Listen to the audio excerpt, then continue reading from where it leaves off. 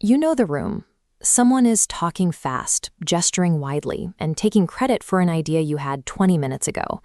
They often get treated as the most capable person at the table simply because they occupy the most space. But while the loudest voices are busy performing, the quiet people in that room are doing something different. They are reading the subtext, tracking who breaks eye contact, who shifts in their chair, and whose confidence is entirely borrowed. This level of attention turns the room's noise into data. It allows you to see the mechanics of a meeting while others are just experiencing it, providing a specific type of leverage that usually goes unnoticed.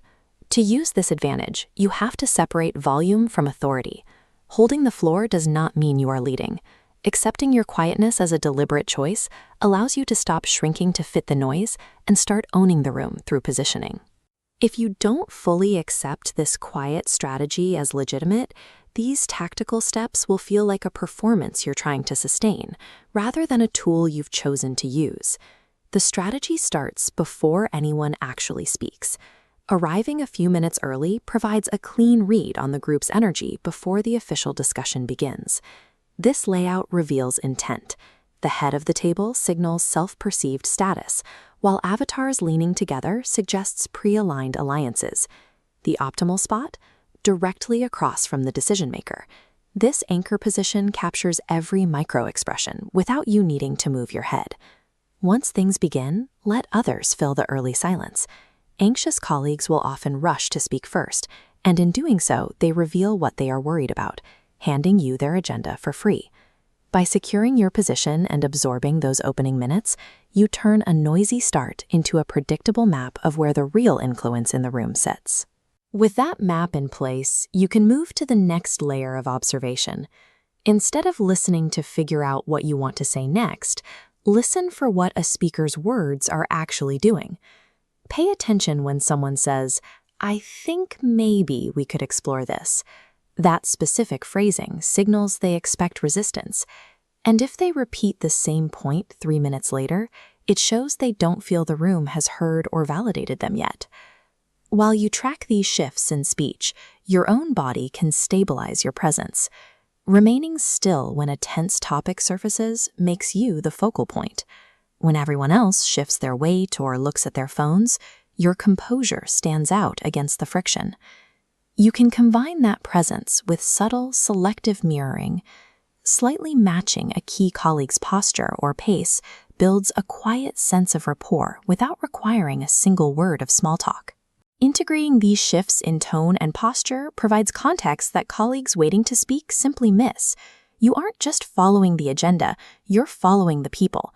All this gathering sets up your first move. When a question is asked, let the room scramble to answer with half-formed thoughts. When that energy finally settles, you deliver one clear, compressed sentence. The most effective version of that response is the precision question. Rather than adding another comment to the pile, a sharp question redirects the entire trajectory of the discussion. The first type targets a false consensus. When the group builds on a flimsy premise, asking, "What data is that assumption based on?" forces the room to check the foundation. The second type clarifies authority by asking, "Are we making a decision today or gathering input?" The third resets urgency when a topic has been debated to death, simply by asking what the actual cost of inaction looks like. You don't need 5 minutes of airtime to shape an outcome. One carefully aimed question, delivered after consistent listening, exerts more influence than a continuous stream of talking. The sharpest observations happen the moment the meeting officially ends. When the pressure to perform lifts, people let their guard down and their real reactions surface. Look at this room right after the close. The two colleagues lingering to whisper in the corner likely have unresolved issues with the decision. Meanwhile, the person rapidly packing their bag and fleeing the room is showing relief that the tension is over. By the time the room clears, you've collected a layer of data that never made it into the official minutes.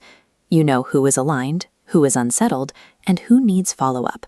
This is how you make that invisible work visible. A generic note thanking the team for a good discussion is background noise. But a specific message that says, "I wanted to follow up on the vendor timeline you mentioned. I think the group missed your point," proves you were actually paying attention. Processing a room at this depth consumes significant cognitive energy. Post-meeting recovery is a necessary step to ensure you can sustain this level of focus over time. Silence is a distinct, formidable kind of presence. It watches before it moves and influences without needing the room to know it's happening. For your next meeting, pick just one of these tactics. Stay quiet and see what you find.